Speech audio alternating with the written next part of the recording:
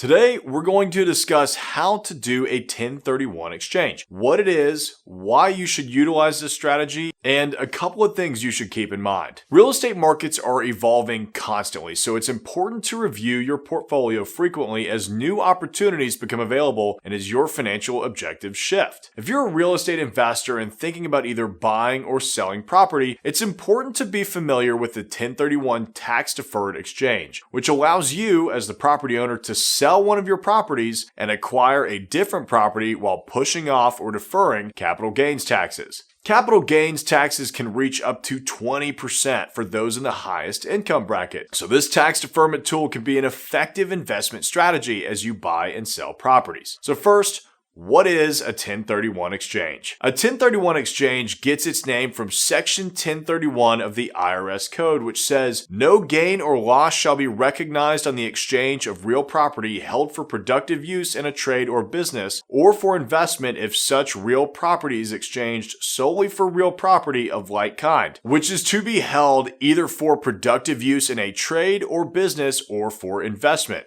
And that's quite a sentence. So to put it simply, this code allows you to avoid paying capital gains taxes when you sell a property and invest those proceeds into a property of equal or greater value if you locate and purchase that new property within the designated time frame.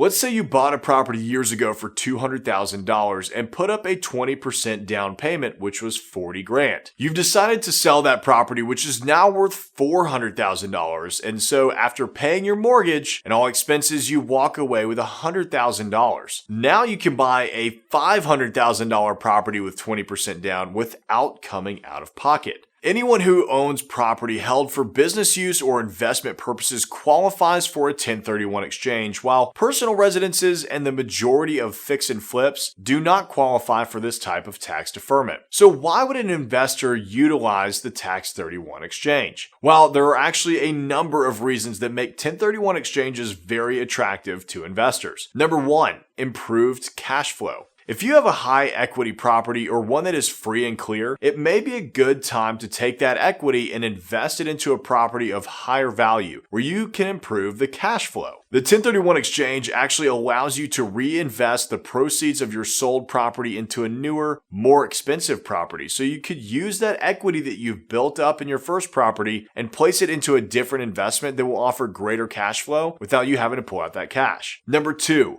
easier management. If you have acquired multiple assets over the years, such as a portfolio of single-family homes, you may want to exchange them for something that requires less hands-on management, such as a well-managed multifamily property. We've had a number of clients that started their investing careers in the single-family realm that we were able to help 1031 exchange into large commercial properties that not only improved their cash flow, but allowed them to afford full-time property management at a much lower cost. Number three, estate planning. If you are estate planning, having a well-managed property will be far less of a hassle for your heirs to deal with, since they may lack experience in real estate and would struggle with the property management responsibilities. You may also desire to consolidate multiple assets into one, or take a single asset and divide it over multiple properties. For example, if you own a large office building and want to pass your cash flowing asset down to your grandchildren, it may be difficult to divide a singular asset among a handful of people. Instead,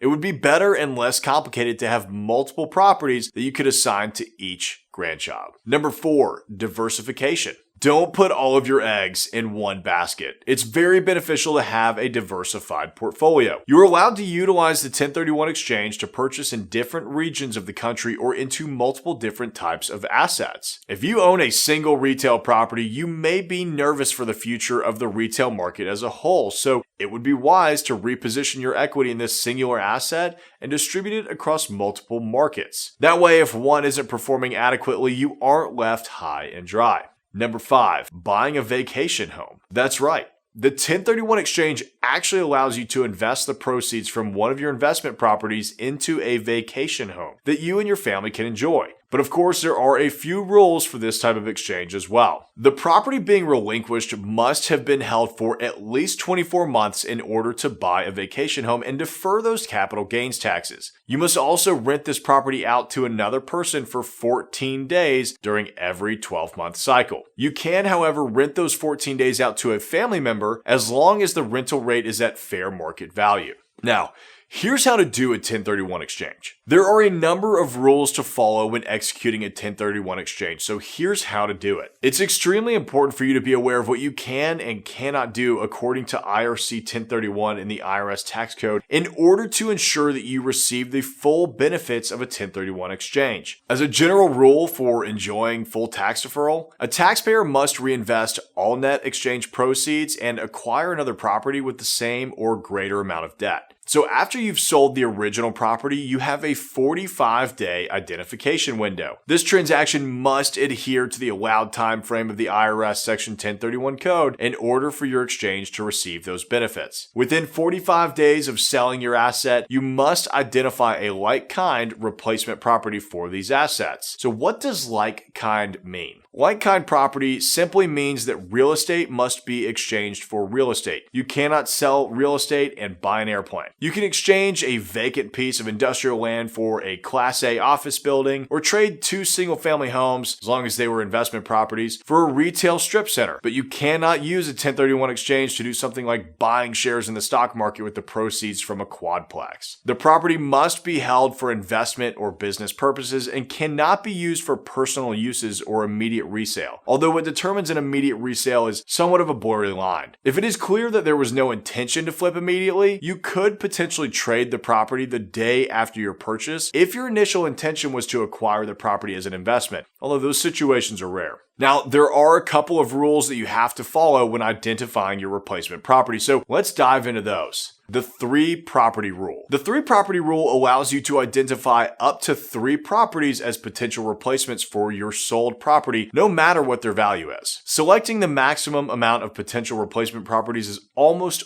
always the best course of action so that you have multiple options in case one property ends up not working out. The 200% rule. The 200% rule allows you to assemble 4 or more potential replacement properties as long as their total value does not exceed 200% of the value of your sold asset. Now, after the identification period has expired, you have 180 days to close on that new property. Within 180 days of closing on the sale of your previous asset, you have to complete the purchase for the replacement property. During the 180-day time frame, you are also allowed to do construction on the property or make improvements as long as they are complete before the 1031 exchange deadline. Any improvements made after that 180-day period are viewed as personal property and will not be considered a part of your exchange. Now, there are also a few variations of the 1031 exchange. The most common, which we have been discussing, is often referred to as the delayed exchange, but most people just call it the 1031. You could also do a simultaneous exchange where both properties are traded at the exact same time in the same escrow office, a reverse exchange where you acquire a new property and then sell your original one, or an improvement exchange, which can be used for heavy renovations or new construction. But what happens if you identify a property of lesser value and you can't find anything else? Well, that's called a cash boot. If your replacement property is of lesser value than the original asset you sell, the difference can be taxed. The presence of a mortgage is allowed on either side of a 1031 exchange, but if the mortgage on the replacement is less than the property being sold, this can also cause a cash boot. Now, this cash boot can also be created by some fees associated with real estate transactions, but fees such as broker commissions, attorney's fees, title insurance premiums, escrow fees, and filing fees, those are included in the list of fees that can be paid with exchange funds. Now for the fun part, reporting to the IRS. Once the exchange is complete, you will need to report the exchange to the IRS using the Form 8824 in the same year in which the exchange took place. Form 8824 will ask you to provide information including property descriptions, relationships between parties, property values, profit and loss, cash received, and more. Now, you're probably wondering to yourself,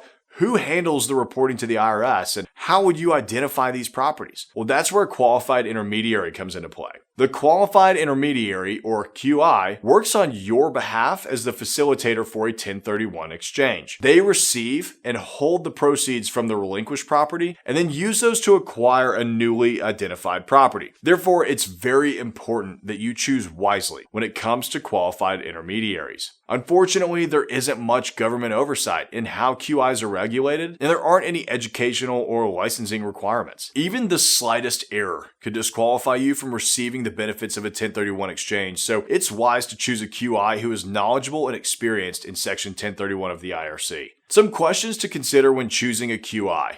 How big is the company? You may want to consider working with a larger team so that if there's an emergency, there will be more than one person that will be able to assist you. It can be devastating if something happens and your 1031 exchange falls through of no fault of your own. Does the QI you are choosing carry errors and omissions of fidelity insurance? If the intermediary makes a mistake, you will want to make sure you are covered. Fidelity insurance will cover any financial loss incurred from fraudulent activity that is performed by the intermediary company. You should also ask them how your funds will be handled between the sale of your old property and the purchase of your new one. Unfortunately, there have been cases of separate funds being commingled and used for investment activities, which can leave sellers down the creek without a paddle. You will want to make sure that your money is only being held for the purposes of executing the exchange so that you will have a smooth transaction when the time comes to purchase that new property. So before you get started, it's critical to consult with your legal and financial advisors, along with your real estate agent and all other appropriate parties that will be involved in this process. Time is of the essence in a 1031 exchange, so it is crucial that you have a solid plan in place and that you communicate this plan to all of those with whom you'll be working with before you move forward. Now, investors are able to successfully complete a 1031 exchange on their own. However, this process is very complicated and involved, so it is crucial to work with experienced people that will be able to lead you through each step and ensure that you will execute it successfully. So that's all we have for how to do a 1031 exchange. If you're interested in learning more about commercial real estate investing, check out this playlist here. Don't forget to like this video and subscribe to the channel for more commercial real estate investing strategies, leasing and management tips, market updates, and more.